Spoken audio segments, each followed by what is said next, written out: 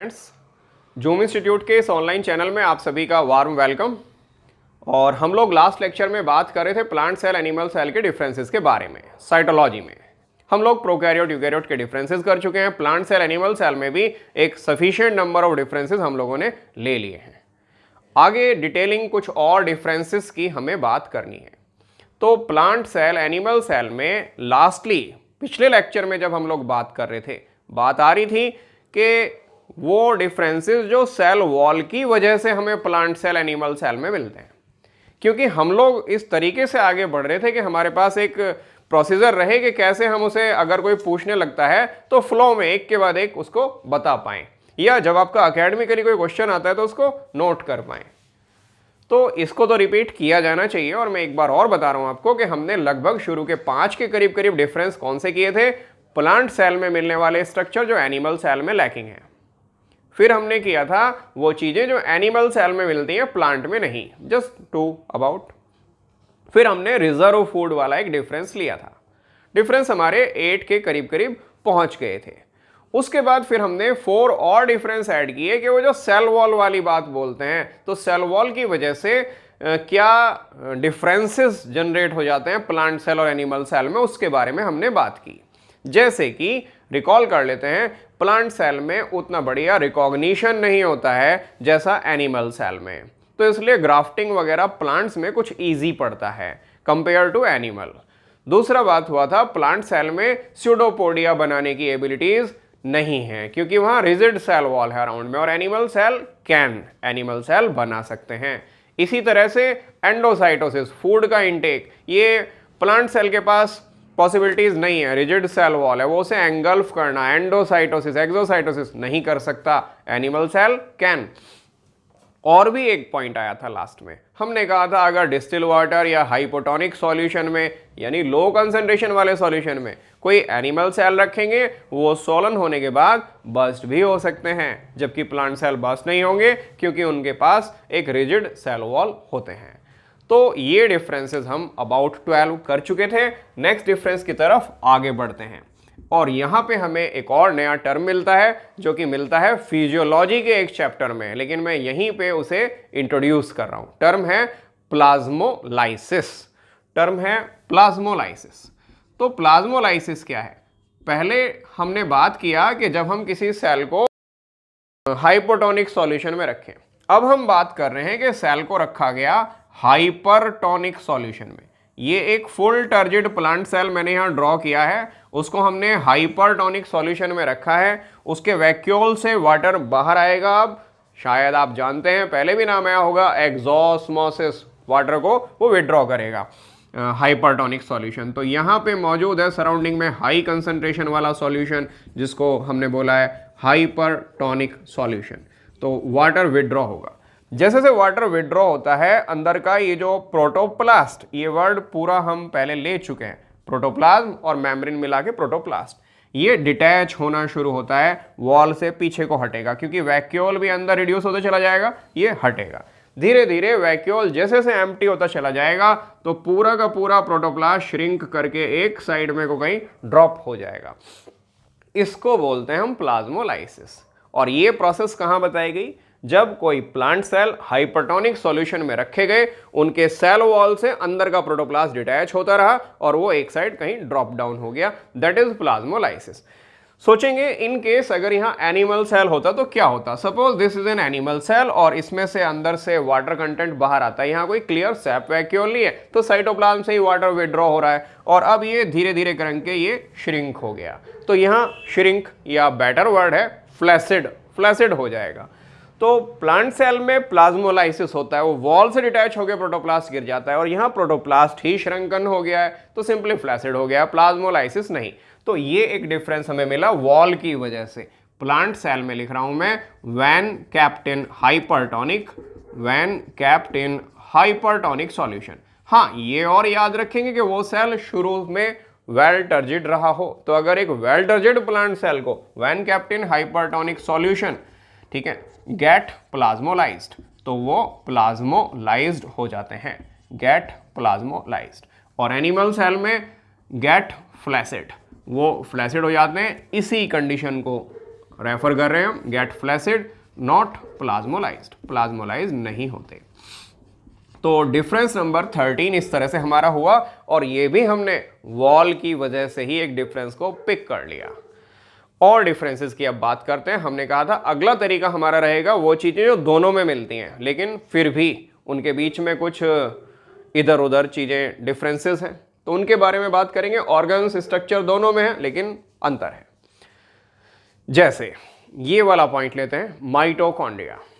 Mitochondria जिसे आप power house नाम से भी जानते हैं, तो काफ़ी शुरुआती दिनों से, अर्ली क्लासेस से हम लोग माइटोकॉन्ड्रिया या पावर हाउस के बारे में पढ़ते हैं। आफ्टर जूनियर हाई स्कूल आपका जो 9-10th है वहीं से शुरू हो जाता है। तो पावर हाउस के बारे में जब बात करते हैं, और आप लोगों ने शायद उसका स्ट्रक्चर भी देखा, वो डबल मेम्ब्रेन वाला ऑर्गेनेली है। तो अंदर की जो मेम्ब्रेन है उसमें हम कुछ फोल्डिंग्स की बात करते हैं। शायद ये डायग्राम जो अभी ड्रॉ किया जा रहा है आपको कुछ रिकॉल हुआ हो कि हाँ ऐसे कुछ फोल्डिंग्स आपने देखे। इन स्ट्रक्चर्स को, जो प्लेट लाइक फोल्डिंग है, क्या बोलते हैं हम? क्रिस्टी। लेकिन अगर किन्हीं स्टूडेंट्स ने बहुत गौर से देखा है, कोई साइड बुक भी देखी है, तो मैं एक और बात कहूंगा कि कुछ जगहों पे शायद आपने माइटोकॉन्ड्रिया में, ठीक है, इस तरह का कोई स्ट्रक्चर देखा हो। ये इस टाइप के कोई स्ट्रक्चर आपने शायद देखे हो।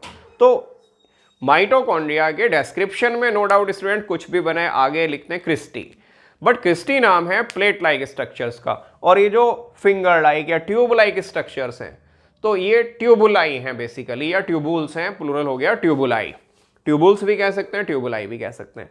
तो प्लांट सेल में मिलते हैं ज़्यादातर, जैसा नीचे शो किया गया उस टाइप के माइटोकॉन्ड्रिया, इन्हें हम कहते हैं ट्यूबुलर माइटोकॉन्ड्रिया। और एनिमल सेल में हमें मिलते हैं क्रिस्टी माइटोकॉन्ड्रिया।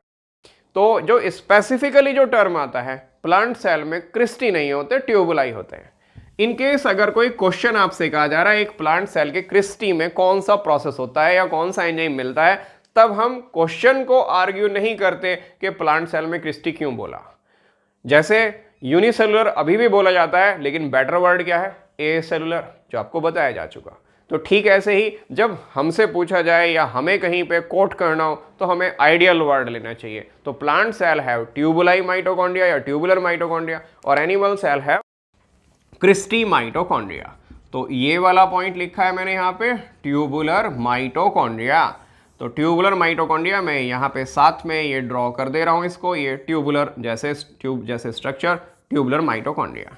और इस साइड एनिमल में हमें मिलते हैं क्रिस्टी माइटोकॉन्ड्रिया, जिनके अंदर फ्लैट प्लेट लाइक इनफोल्डिंग हमें ये दिखाई देती है। तो थोड़ा सा माइटोकॉन्ड्रिया तो दोनों में ही है, लेकिन थोड़ा सा एक अंतर हमें मिल जाता है। तो यहाँ पे आ गया है क्रिस्टी माइटोकॉन्ड्रिया। और नेक्स्ट पॉइंट की तरफ बढ़ते हैं, पॉइंट नंबर 15। अब हम आते हैं गोल्जी बॉडी की तरफ, जो कि एक बहुत जनरल टर्म सभी का पहले से सुना हुआ है, गोल्जी बॉडी या गोल्जी एपैरेटस। एक एनिमल सेल में यूजुअली एक ही बड़ा सा गोल्जी बॉडी होता है, जिसके पास काफी सारे आपने देखे होंगे ना स्ट्रक्चर्स होते हैं, वो सिस्टर्न जिन्हें बोलते हैं। तो एक एनिमल सेल में यूजुअली एक ही बड़ा गोल्जी बॉडी होता है, जबकि जब प्लांट सेल की बात आती है तो उसके अंदर हम देखते हैं 4 से 5 तक मिनी गोल्जी बॉडी। और वो जो मिनी गोल्जी बॉडी है ना, उसके लिए एक अलग नाम सिक्योर कर लेंगे, एक मिनी गोल्जी बॉडी के लिए अलग नाम सिक्योर कर लेंगे। नाम दिया गया है डिक्टियोसोम। डिक्टियोसोम। बिल्कुल नहीं सोचना कि इसको अलग नाम क्यों दिया। आप भी तो स्ट्रॉबेरी और रसगुल्ला में डिफरेंस जानते हो। तो डिफरेंस क्या है? केवल छोटे साइज में है, हमने उसे स्ट्रॉबेरी नाम दे दिया ना, तो एक अलग प्रेजेंटेशन को एक अलग नाम दे दिया। तो in the very same way यहां पे प्लांट सेल में नाम दिया गया है डिक्टियोसोम, डिक्टियोसोम्स, DICTYO, डिक्टियोसोम्स।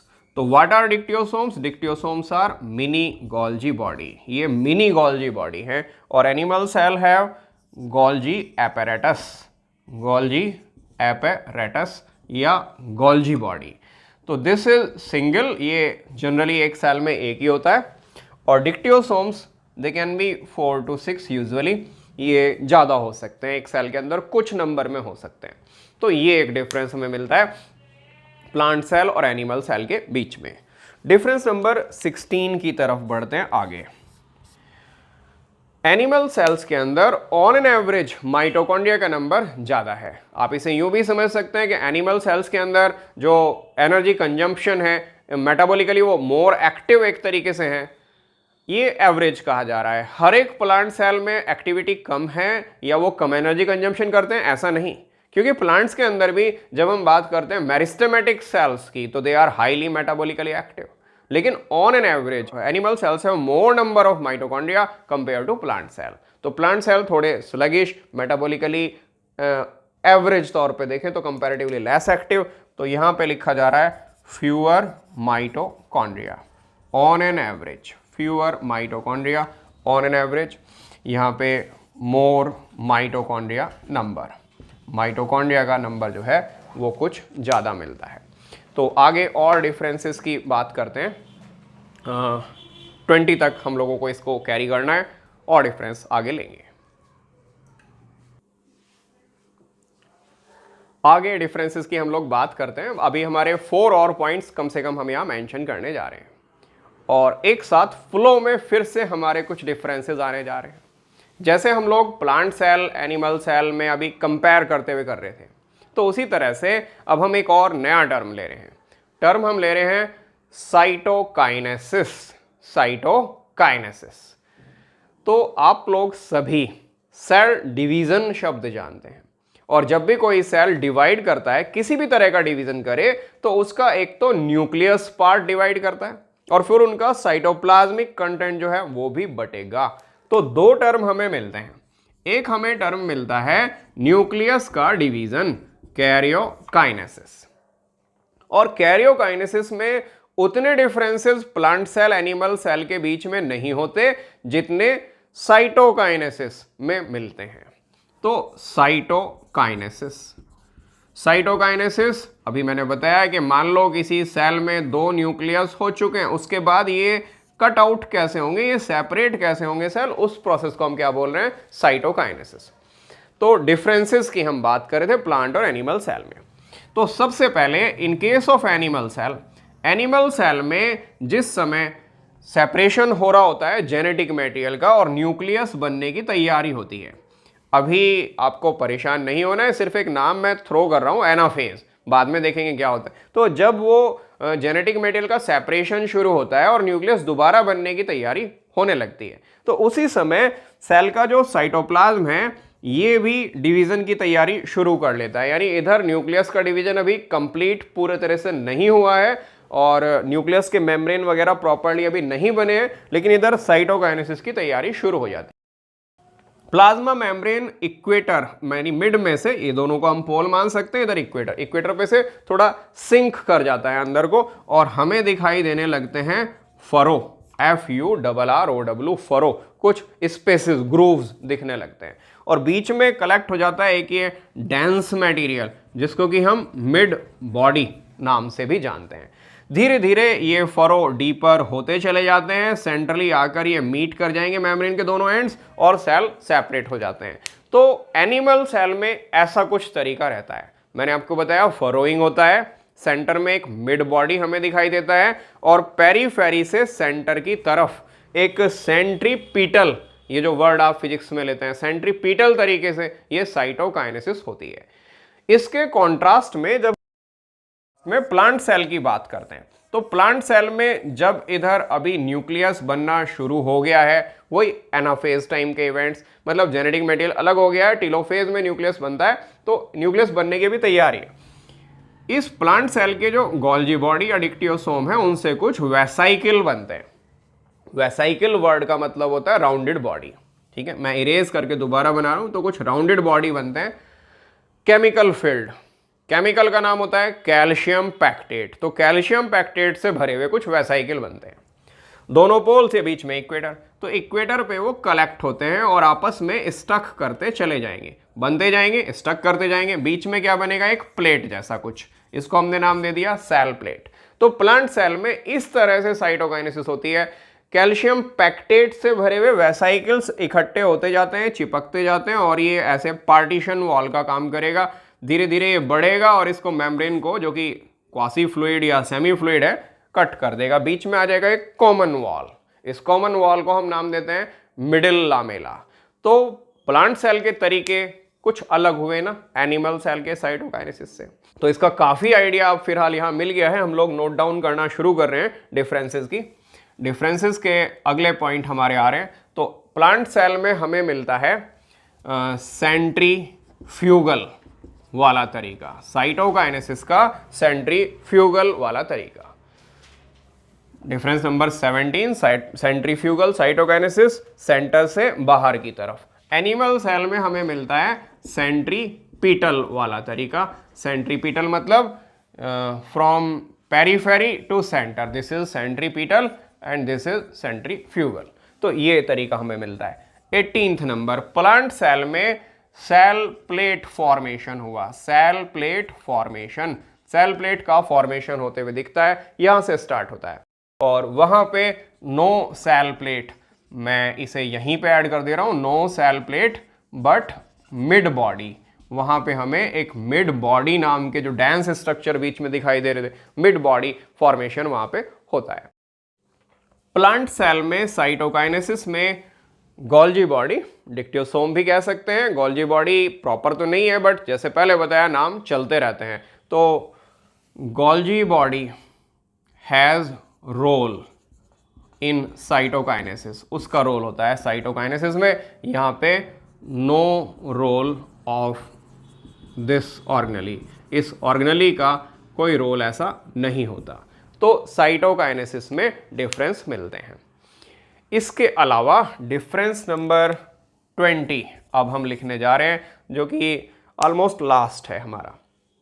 अभी अगर हम इधर जैसे मैंने पहले कहा cell plate formation, no cell plate formation, mid body formation, no mid body formation, इसे अलग भी कर सकते थे तो हम लोग ऑलरेडी 20 पर पहुंच चुके होते। एक और डिफरेंस मैं अब यहाँ पे लिख रहा हूँ जो कि लास्ट है। हालांकि कॉम्पिटिटिवली बड़ा स्टैंडर्ड और बड़ा अच्छा क्वेश्चन बनता है, स्पेशली अगर आप अभी, क्योंकि 11th में जस्ट अप्रोच कर रहे हैं, आगे बढ़ रहे हैं आप धीरे धीरे 11th में, अभी काफ़ी कुछ चीज़ें होनी बाकी हैं। तो इस टर्म को आप अभी जस्ट लर्न करके रख लें, बाद में कभी क्लियर करेंगे। प्लांट सेल के अंदर, प्लांट सेल के अंदर साइक्लिक न्यूक्लियोटाइड्स, साइक्लिक न्यूक्लियोटाइड्स नहीं होते। एनिमल सेल में हमें साइक्लिक न्यूक्लियोटाइड्स भी मिलते हैं। थोड़ा सा हिंट मैं कर दे रहा हूं, न्यूक्लिक एसिड होते हैं डीएनए आरएनए, उन्हें बनाने वाले जो इंडिविजुअल यूनिट हैं उन्हें बोलते हैं न्यूक्लियोटाइड्स। तो न्यूक्लिक एसिड क्या होते हैं? पॉलीन्यूक्लियोटाइड। अब वो न्यूक्लियोटाइड कई तरह के होते हैं और उसी तरह से रिलेटेड एक वर्ड है, मैं कह रहा वहां पे नहीं मिलते हैं, उससे रिलेटेड एक वर्ड है साइक्लिक न्यूक्लियोटाइड। तो cyclic nucleotides, nucleotides does not found, नहीं पाए जाते हैं, डज नॉट फाउंड। और एनिमल सेल में cyclic nucleotides found, nucleotides found. ये साइक्लिक न्यूक्लियोटाइड एक एग्जाम्पल मैं यहां लिख रहा हूं, साइक्लिक एडिनोसिन मोनोफॉस्फेट। जिन्होंने अभी ये सब चीज़ें नहीं पढ़ी हैं स्कूल लेवल पे या कहीं भी आपने अभी नहीं सुनी है, कोई बात नहीं, इसको एक साइड रख दें, फिलहाल आगे हम इसको कहीं ना कहीं यूज़ कर लेंगे। लास्टली 20 से 21 भले 21वीं सेंचुरी, हम 21 कर लें, क्या दिक्कत है। तो एक और लिख रहा हूँ मैं लास्ट में, क्योंकि जब हम कंपटीशन का भी बेस बनाने की सोचते हैं तो सोचते हैं जितनी ज़्यादा से ज़्यादा चीज़ें, क्योंकि ठीक है नीट एनसीईआरटी करिकुलम फॉलो करता है, लेकिन उसके बावजूद भी प्रीवियस ईयर्स में कुछ कुछ क्वेश्चंस हमें लगातार ऐसे मिले हैं, कम से कम 4 से 5 जो आउटसाइड सिलेबस रहे हैं। जैसे कि अगर आप अपने सीनियर ब्रदर सिस्टर कोई घर पे हैं उनसे पूछें, स्प्लाइसियोसोम, ये एक क्वेश्चन आया था। तो काफ़ी क्वेश्चन ऐसे आते हैं जो बुक में सीधे तौर पे प्रोवाइडेड नहीं है, लेकिन क्वेश्चन ऐसे बने दिए। कॉम्पिटिटिव में एक तरीके से आपको काफ़ी रिच होने की ज़रूरत है। तो एक वर्ड और जोड़ रहे हैं हम, लास्ट वर्ड है टोटीपोटेंसी। टोटीपोटेंसी, हर एक लिविंग प्लांट सेल, हर एक living plant cell total potency, पूरी शक्ति रखता है। मैं फिर रिपीट कर रहा हूं, हर एक लिविंग प्लांट सेल जिसमें न्यूक्लियस है वो पूरी शक्ति रखता है, उससे हम पूरा नया प्लांट सारे ऑर्गन्स के साथ बना सकते हैं। इसी को बोलते हैं टोटीपोटेंसी। तो प्लांट सेल्स टोटीपोटेंट होती हैं, जब living plant cell with nucleus वाले जो सेल हैं वो टोटीपोटेंट होते हैं। एनिमल सेल में टोटीपोटेंसी नहीं होती। नो डाउट कुछ एनिमल सेल जिन्हें आपने कहीं सुना होगा स्टेम सेल्स के, उनसे ब्रेन बनाएंगे या उनसे हार्ट के वाल्व को रिपेयर करेंगे या कार्टिलेज को रिपेयर करेंगे, तो पोटेंशियल तो काफ़ी उनके पास होते हैं, लेकिन एटलीस्ट वो मल्टीपल पोटेंशियल वाले होते हैं, टोटल पोटेंशियल वाले नहीं, टोटीपोटेंसी नहीं होता। तो प्लांट सेल में टोटीपोटेंसी उनका एक फुल पोटेंशियल होता है, टोटीपोटेंसी प्रेजेंट या कॉमन है बड़ा, और यहाँ पे टोटीपोटेंसी एब्सेंट, टोटीपोटेंसी नहीं मिलता। और इसको यहाँ पे कंप्लीशन किया गया है। टोटीपोटेंसी की जब बात आती है, कुछ जाइगोट, जाइगोट आप समझते हैं जब सेक्सुअल रिप्रोडक्शन होता है एनिमल बींग्स में, जाइगोट जब बना तो जब उसका पहला डिवीजन होता है तो कुछ अर्ली सेल, वो अर्ली सेल हो सकता है टोटीपोटेंट हो। आप इस बात को इस तरह भी समझ सकते हैं, यही कारण है कि वो दोनों सेल कभी कभी आइडेंटिकल ट्विंस बना देते हैं। तो early embryonic cell could have totipotency, but जैसे जैसे डिवीजन आगे बढ़ते हैं देयर इज नो टोटीपोटेंसी। तो एनिमल सेल में हमें जनरली टोटीपोटेंसी नहीं मिलता और प्लांट सेल में मिलता है। तो इस तरह से प्लांट सेल और एनिमल सेल के बीच में हम लोग मैक्सिमम डिफरेंसेस को कवर अप कर चुके हैं और एक अच्छा फाउंडेशन ये हो चुका है तैयार कि हम प्लांट सेल एनिमल सेल में क्लियरिटी रखते हुए क्वेश्चंस को सॉल्व करने की प्रैक्टिस करें। अगले मेन टॉपिक को अभी हम अगले टर्न के लिए रखेंगे। अभी इस टॉपिक पे क्योंकि टाइम बीतता चला जा रहा है, हम कुछ और मिनट्स बात करते हैं फिलहाल स्टैंडर्ड वर्ड्स के बारे में, जैसे यूकैरियोटिक सेल, जिसमें हम प्लांट सेल एनिमल सेल के बारे में बात कर रहे थे। हम लोगों ने पढ़ लिया है यूकैरियोटिक में बिगेस्ट सेल ऑस्ट्रिच सेल, तो उसके बारे में पढ़ लिया है। क्वेश्चन ये भी आपने देखे हैं कई जगह, या स्टेटमेंट्स आपको बुक में प्रोवाइडेड मिलते हैं, ह्यूमन बॉडी में longest cell in human body. तो लॉन्गेस्ट, बिगेस्ट या लॉन्गेस्ट, लार्जेस्ट, इनमें डिफरेंस शायद आप समझ पा रहे हैं। तो लॉन्गेस्ट सेल में बात आती है न्यूरॉन्स की या नर्व सेल की, longest cell in human body. और अगर हम एक और क्वेश्चन लें कि what is the smallest eukaryotic cell, prokaryotic cell eukaryotic cell से स्मॉल होते हैं, but what is the smallest eukaryotic cell, तो प्लाज्मोडियम एक ऑर्गेनिज्म की तरफ हम पहुंचते हैं। प्लाज्मोडियम मलेरिया पैरासाइट, जो प्लाज्मोडियम है that is the smallest eukaryotic cell. तो इस तरह की कुछ चीजें हमें मिलती हैं। सेल चैप्टर में ही आपकी बुक में कुछ स्केचेस अवेलेबल हैं, कुछ डायग्राम्स दिए हैं, तो उनमें उन्होंने आरबीसी के बारे में कुछ दिखाया, न्यूरॉन के बारे में दिखाया। आरबीसी के बारे में हम लोगों का बात हुआ था, आरबीसी को इरिथ्रोसाइट भी कहते हैं, वो लिविंग सेल विदाउट न्यूक्लियस है। अब अगर ऐसे ही आता है कि प्लांट्स में भी क्या लिविंग सेल विदाउट न्यूक्लियस हो सकते हैं, तो प्लांट में लिविंग सेल विदाउट न्यूक्लियस आप लोग टिश्यू फ्लोएम पढ़ के आए हैं। फ्लोएम में सीयू ट्यूब एक नाम आपने सुना है, तो जो सीयू ट्यूब के सेल्स होते हैं they are also the living cell without nucleus. तो लिविंग वर्ल्ड में हमें type of cell, eukaryotic cell के भी टाइप, न्यूक्लियस की एब्सेंस वाले टाइप, कई तरह से ये डाइवर्सिफिकेशन मिलता है। साथ ही साथ बात करेंगे कुछ और इंपॉर्टेंट पॉइंट्स के बारे में, छोटे छोटे पॉइंट्स जो कहीं हम काम के हो सकते हैं, लर्न करते हैं हम लोग। बिगेस्ट सेल ऑर्गेनेली के बारे में, तो प्लांट सेल के अंदर बिगेस्ट सेल ऑर्गेनेली होते हैं प्लास्टिड्स, प्लांट सेल के अंदर बिगेस्ट सेल ऑर्गेनेली होते हैं प्लास्टिड्स। और सेकंड नंबर आते हैं माइटोकॉन्ड्रिया। अब क्योंकि एनिमल सेल्स में प्लास्टिड्स आर लैकिंग, तो एनिमल सेल में माइटोकॉन्ड्रिया इज द लार्जेस्ट और द बिगेस्ट सेल ऑर्गेनेली। अगर बात आती है स्मॉलेस्ट सेल ऑर्गेनेली की, तो यूकैरियोटिक सेल में जो स्मॉलेस्ट सेल ऑर्गेनेली है वो चाहे पूछता है इन प्लांट्स या कहता है इन एनिमल्स या जनरल कहता है smallest cell organelle, so they are the ribosomes. Ribosomes are the smallest cell organelle, ribosomes smallest cell organelle हैं। तो कुछ इंपॉर्टेंट टर्म्स, कौन सा स्मॉलेस्ट है, लार्जेस्ट है, इसके बारे में हम बात कर रहे थे। इसी तरह से हमने कहा है कि यूकैरियोटिक सेल में मेम्ब्रेनस ऑर्गेनेली होते हैं, मेम्ब्रेन से कवर्ड ऑर्गेनेली होते हैं या मिलते हैं। ऑफ कोर्स कुछ ऑर्गेनेली ऐसे हैं जो मेम्ब्रेन से कवर्ड नहीं होते। तो एक ये बहुत अच्छा क्वेश्चन बनता है अकेडमिकली भी। कई बार जो आपके क्वेश्चंस आते हैं ना 1 मार्क 2 मार्क पैटर्न, तो 1 मार्क क्वेश्चन में पूछ लेते हैं आपसे कि कुछ ऑर्गेनेली के नाम बताओ यूकैरियोटिक सेल में जो मेम्ब्रेन लैकिंग है। तो एक तो नाम हुआ राइबोसोम। यूकैरियोटिक सेल में जो राइबोसोम्स हैं they are without any membrane, they are also called naked cell organelle. तो राइबोसोम स्मॉलेस्ट सेल ऑर्गेनेली भी हैं, ribosome without membrane naked cell organelle भी हैं। अगर मैं स्ट्रक्चर की बात करूं, ऑर्गेनेली की बात करूं, तो एनिमल सेल में सेंट्रोसोम, सेंट्रोसोम के अंदर एक और वर्ड आता है सेंट्रियोल। तो जैसा ऑप्शन, अगर ऑप्शन प्रोवाइडेड है तो सेंट्रोसोम या सेंट्रियोल, प्रेफर करेंगे सेंट्रोसोम को। तो centrosome this is without membrane cell organelle. तो विदाउट मेम्ब्रेन वाले, सिंगल मेम्ब्रेन वाले, डबल मेम्ब्रेन वाले जैसे माइटोकॉन्ड्रिया, प्लास्टिड, ठीक है, सिंगल मेम्ब्रेन वाले जैसे ER, Golgi body, lysosome, without membrane वाले जैसे अभी हमने बात किया, काफी तरह के ऑर्गेनेली सेल के अंदर मिलते हैं। अब टॉपिक में आपका इंटरेस्ट और कंटिन्यूटी बरकरार रहे, इसके लिए एक थोड़ा सा एक आपको एफर्ट करना होगा। एक अटेम्प्ट करेंगे आप एक क्वेश्चन को, जो कि मैंने ऑलरेडी बैक साइड में नोट किया हुआ है विद ऑप्शंस। मैं कुछ हिंट देता हूं शुरू में। आपने ऑलरेडी काफ़ी सारे ये टर्म या नाम सुने हैं, जैसे एनर्जी करेंसी ऑफ सेल।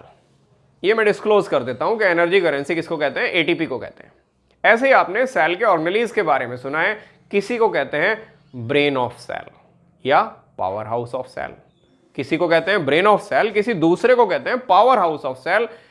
कभी ब्रेन ऑफ सेल को ऐसे भी master organelle of the cell, कभी आता है protein factory of the cell, और कभी आता है किचन ऑफ द सेल। तो एक स्टैंडर्ड क्वेश्चन और जिसके बारे में आप अगले लेक्चर तक सोचें, उसको कमेंट बॉक्स में आप आंसर करें। यहां 4 ऑप्शन प्रोवाइडेड हैं। किस ऑर्गेनेली को हम सेलुलर फर्नेस नाम से संबोधित कर सकते हैं, बोल सकते हैं, सेलुलर फर्नेस। तो 4 ऑप्शंस हैं, माइटोकॉन्ड्रिया, लाइसोसोम, प्लास्टिड्स, राइबोसोम। इनमें से किसको सेलुलर फर्नेस कह सकते हैं? तो आप इसको अटेम्प्ट करिए क्वेश्चन को।